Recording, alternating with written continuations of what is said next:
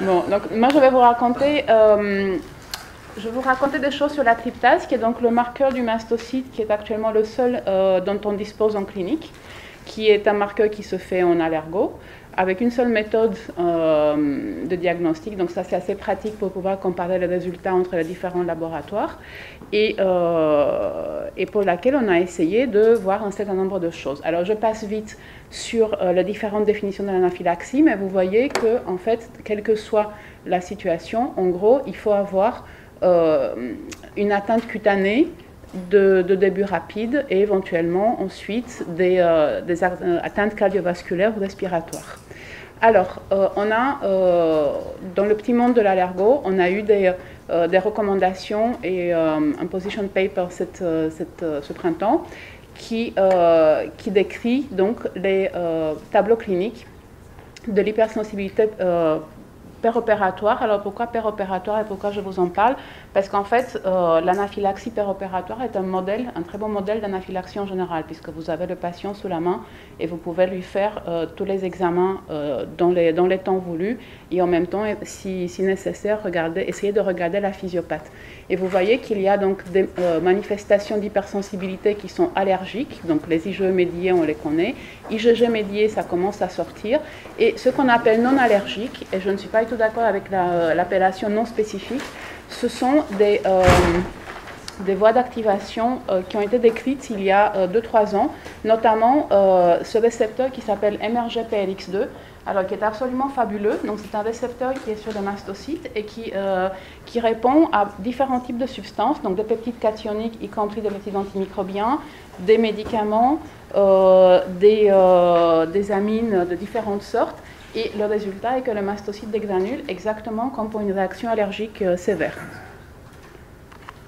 Voilà. Après, donc très rapidement, je l'ai juste posé ici cette diapo parce que si le diaporama est diffusé, ben, au moins vous aurez le rappel de la classification de Ring et Mesmer pour les différents grades de sévérité de l'anaphylaxie. Et moi, ce que je voulais vous montrer surtout, sans rentrer dans les détails, c'est qu'à partir du printemps dernier, l'anaphylaxie, en tout cas péropératoire, elle est donc classifiée avec les critères cliniques sur lesquels on est passé très vite, mais aussi à chaque fois avec la tryptase. Est-ce que oui ou non, il y a une augmentation de la tryptase, une augmentation transitoire, donc hypotension, signes cutanés, angio-œdème ou œdème laryngé ou pharyngé, bronchospasme avec ou sans augmentation de la tryptase. Donc on commence vraiment à complémenter ces diagnostics cliniques par notre échelle tryptase. Quelques mots sur la tryptase. En fait, ce sont des tryptases, ce sont plusieurs protéines qui sont codées sur le chromosome 16 et qui sont produites ensuite sous forme monomérique, alpha, bêta, gamma, notamment chez l'homme.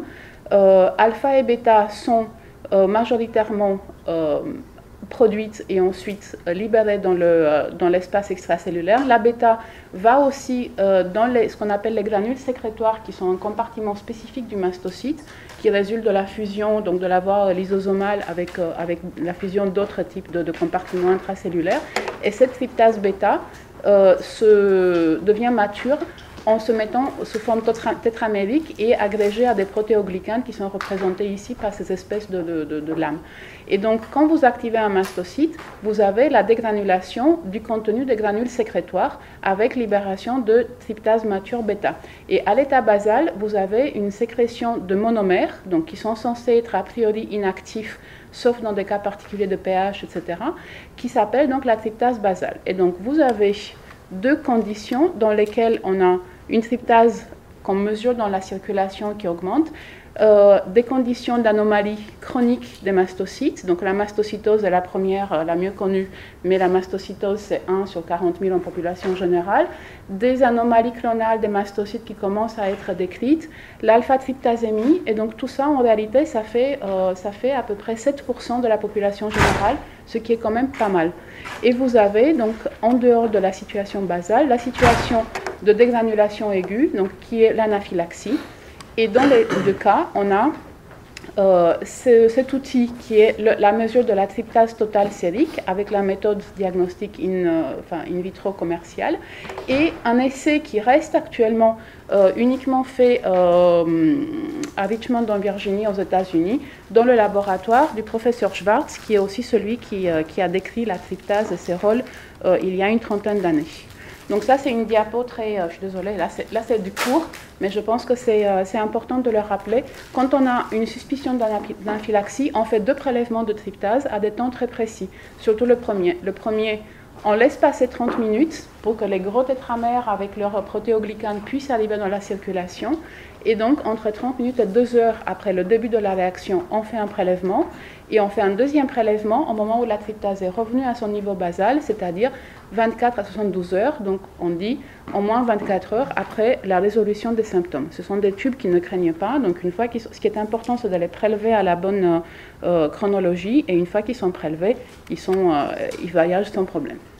On a donc deux outils avec la tryptase pour l'anaphylaxie, la tryptase totale et puis cette tryptase mature qui est dosée de manière un peu ponctuelle. Mais on a aussi 2 problèmes.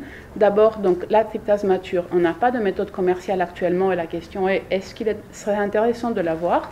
Et la deuxième question, qui déjà, je sens que certains vont dire, mais ça c'est bien de l'immuno, quand on parle d'une augmentation de la tryptase, comment définit-on une augmentation significative?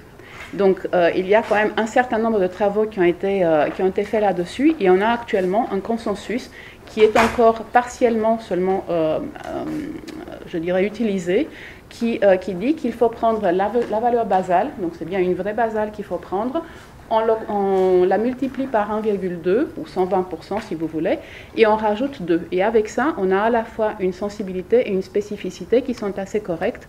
Et donc, on a travaillé là-dessus avec Marc Léon. On a fait une publication là-dessus sur l'anaphylaxie péropératoire, modèle comme je vous ai dit. Et donc, en faisant ces 2 prélèvements au bon moment, en utilisant le consensus, on a effectivement une valeur prédictive positive qui est très bonne pour les grades 2 à 4 de l'anaphylaxie, une valeur prédictive négative qui n'est pas trop mauvaise à 0,7.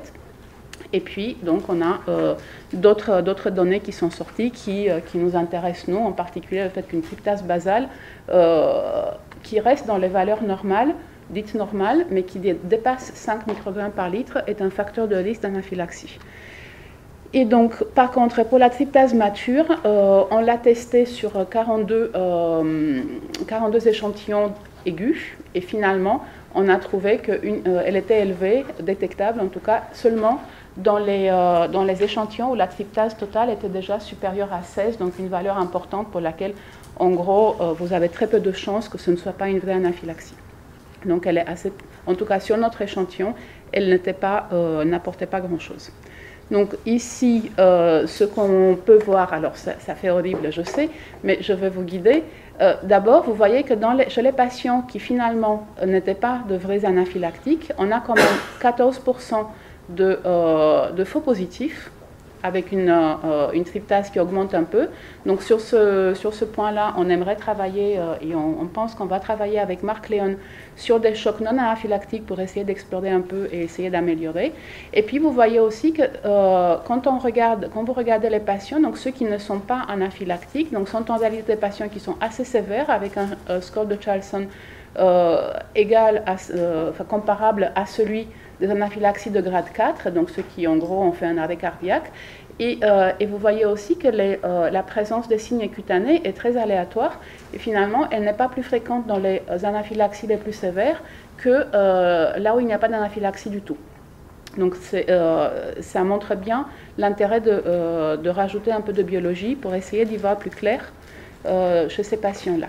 Donc au total, on peut dire que cette mesure de la tryptase est vraiment très bien, surtout si on utilise le consensus de 2012, et surtout parce que dans plus de la moitié des cas, donc c'est ce qui se passe chez nous, et c'est ce qui a été décrit aussi dans des cohortes beaucoup plus grandes en Angleterre par exemple, mais aussi dans d'autres pays, plus de la moitié des chocs anaphylactiques ont une tryptase qui reste à l'intérieur de l'intervalle dit de référence que tout le monde a en tête, jusqu'à 11,5. Et puis pour la tryptase mature, pour l'instant, elle n'est pas utile pour ce qui nous intéresse, nous. Voilà, et donc je vous remercie.